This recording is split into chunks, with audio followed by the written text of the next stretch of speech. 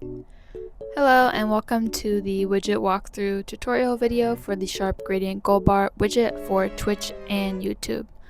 So first, to access all your customization settings, you'll go to the Settings tab in the left menu, and you'll see all these settings broken out into different sections. So first, under Goal Settings, you can adjust what type of goal you're measuring, and the platform is listed next to all the options just so that it's clear which ones are for your platform. The goal you're trying to reach, that is what appears on the right here. What you want the bar to do once you reach your goal, you can either automatically increment it by the value you add here below. You can do nothing, so it reaches the bar and keeps counting up, or you can reset the goal bar and it will go back to 0 and restart again.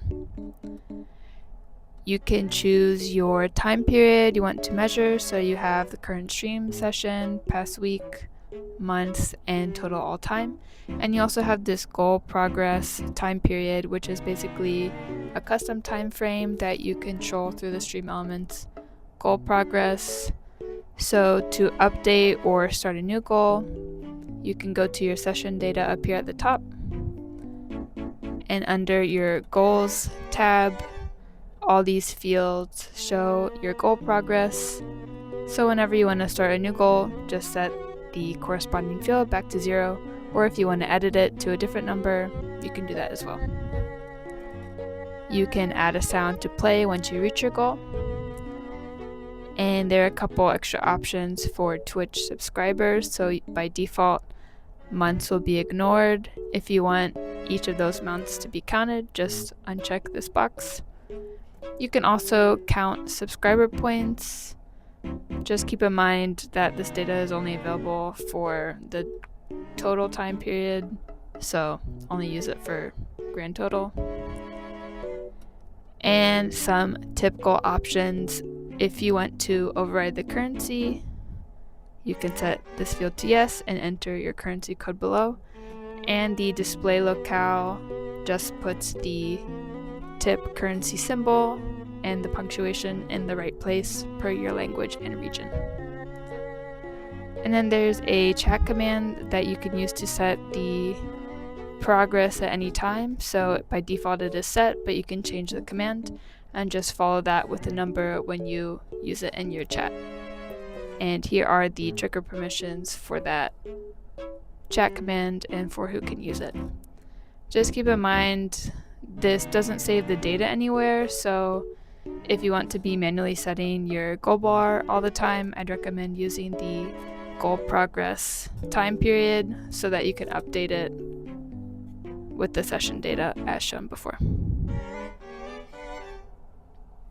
Next are all the text and label settings, so you can set your title here. You can choose where the title is placed, above or below the bar. Your font size. You can choose from a ton of different Google fonts.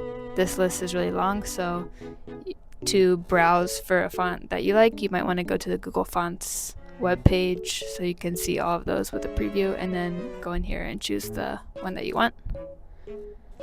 You can choose the font weight if the font has multiple weights, some don't.